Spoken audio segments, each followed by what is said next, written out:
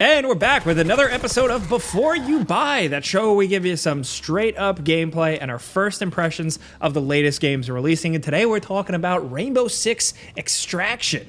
This is a Rainbow Six Siege spin-off game based on an event in-game that people really liked. This is a smaller scale experience game, and it's more PvE focused. In this, it's the Siege operators like facing off against a new threat in cooperative randomized modes. It's you against these deadly aliens called the Archeans. It costs $40 here in the United States, and it's based on Siege's whole gameplay framework. So if you know how to shoot in Siege, you're good here.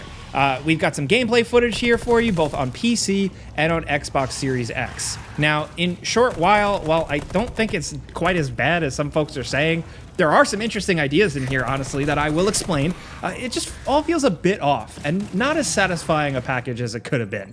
We haven't loved it, and I'm the type of player that should have ate this up, but I'll get to that in a bit. Now, if you're hardcore into Siege still, and you're looking for something a bit different, yeah, you might have some fun here, but if you're not in as deep, I don't know. Either way, I don't think it's quite worth the asking price. But jumping in to explain it, part of the reason why we aren't going to completely write it off here is just because of how interesting the structure can be. It's kind of like a little bit of a dash of a Left 4 Dead thing with an XCOM style hybrid, and yes, that's a compliment. That's a good thing. And it's the best thing about this game. So you jump into a map with up to 2 other friends or randoms, and upon arriving, you get a random objective. This can be anything like extract the thing, or activate all 3 computer terminals in a limited time, or hunt down a certain enemy, or even trap and capture a certain enemy. You're in an area and you complete an objective and then decide if you want to move to the next stage with increased difficulty and a new objective, or just hang out and extract and be happy you finished one objective safely. A level has 3 tiers and 3 chunks and are usually pretty challenging by the end, but worthwhile for progression. Now, if one of your team members gets permanently downed, they actually get sealed in like a protective foam to keep them stabilized. So you can try to go in and grab them and drag them out and drop them in a pod before you extract to get them to safety too. So there's an added level of like survival tension here. You know, how far do you push it? Do you take what you can get?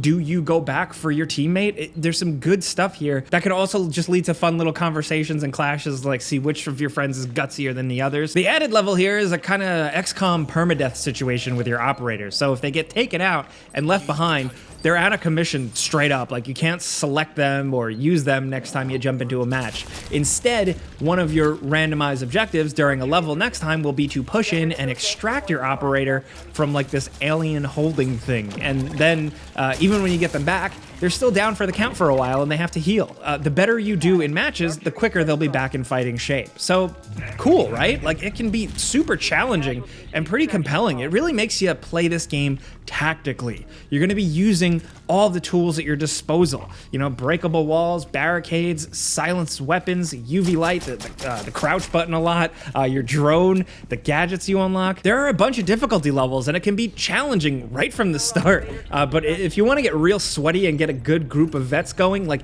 you can have some moments where you really survive by the skin of your teeth. And that's the game at its best.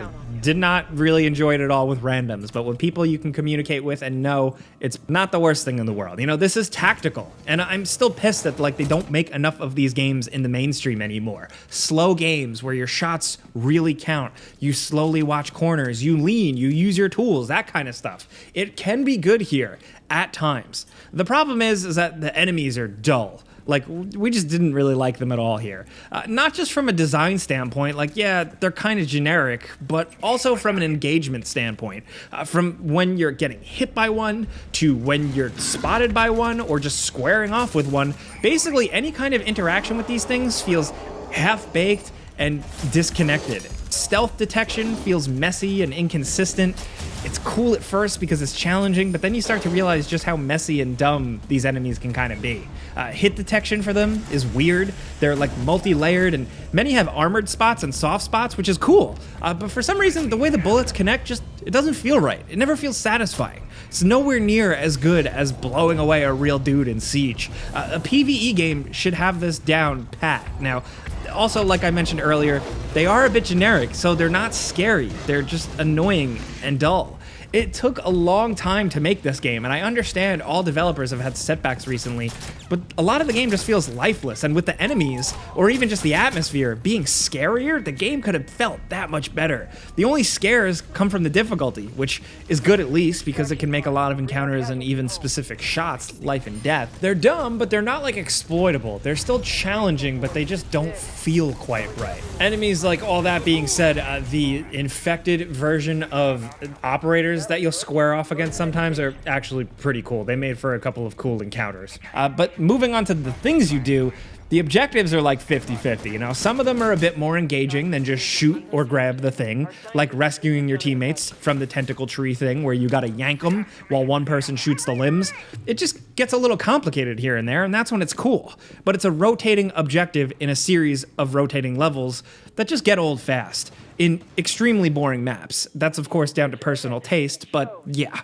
There are 4 zones, completely different locations, and within those 4 zones are 12 levels. Now, I like seeing a cool skyline in the backdrop, or just like a spooky laboratory as much as the next person, but most of the maps are just assemblies of rooms, windows, and hallways that never feel compelling and always feel just kind of annoyingly laid out. There are a few creative highlights, I will say. A San Francisco one in particular comes to mind, but I think they all just tend to get more boring once you've seen them a couple of times and once you've done all the different types of missions or objectives a couple of times, and the luster really wears off, you know? The actual Siege event had more interesting stuff going on, from levels being more linear to stuff going on between operators. This just feels kind of lifeless, and like I've been saying, kind of bland. Now, the game throws a couple of intro cinematics for the tutorial and progression as you unlock more levels, and a lot of explainers for the menus. And now, the more you level up and progress through tiers, you can unlock different areas to play through, as well as different weapons and attachments and skins for the operator the more you level them up. I'll give them credit for the gadgets you unlock, at least. Like, some of them are pretty cool, and the last highest tier thing you can unlock is really cool, although we haven't gotten it yet. It's a fun way to interact with the grime that covers some of the game world to slow you down. But anyway, back to progression. Like, there are also the sub-objectives to check off too, like in-game, like kill X enemy this many times, or scan this thing this many times, like that type of thing. And all of that progression stuff and all of these menus and lists to check off, of course, also comes with an in-game currency store, so you can spend real-world money to get cooler stuff for your character, of course. I'm glad the progression is there, you know, like there's definitely stuff to chew on, but for me, it lost its luster. I think that, combined with just doing these missions over and over again, made me feel like I had seen everything over the course of 2 days of like intense playing, and then I was like, okay, that's it. Also, it's worth pointing out, over the course of 2 days, we had a ton of server disconnects and dropped players. It's pretty freaking annoying, and it's nice that the game lets you jump back in pretty easily, but it's still just the icing on the cake in terms of quality issues. Now, I was the perfect customer for this game, really. Like, I appreciate Rainbow Six Siege's gameplay and some of the nuances of it, but I'm not really much of a PvP player anymore. A fun experience with that framework centered around solo or co-op play with actual tactical gameplay could have been cool here. Like, I've been playing since I saw the original Rainbow Six on my uncle's computer in like 1999. I am here for this stuff, dude, but unfortunately, it feels so undercooked. It should have been something integrated into the main Siege game, like the event, not a separate thing for a price tag and more of your time. The original mode felt like it could have been its own game. Yeah, that's what everybody said, but then they kind of dropped the ball a little bit here. It just feels undercooked and a bit lifeless and a bit messy. And we're laying it all out for you guys here because you know how we work, you know? We like to point out the good stuff and the bad stuff and not just completely dunk on stuff, and there was fun to be had here. The past couple of days, we have had a handful of good matches when you have a good group and everybody knows what they're doing and it's on point, but I kept coming back to this point with like not really caring about the progression too much, even though it's there. Like, I just found myself kind of being like, what are we doing here? I had fun, but it dried up quickly. You know, maybe it'll get better like Siege did. Like, it had a rough launch and became an interesting game with great support.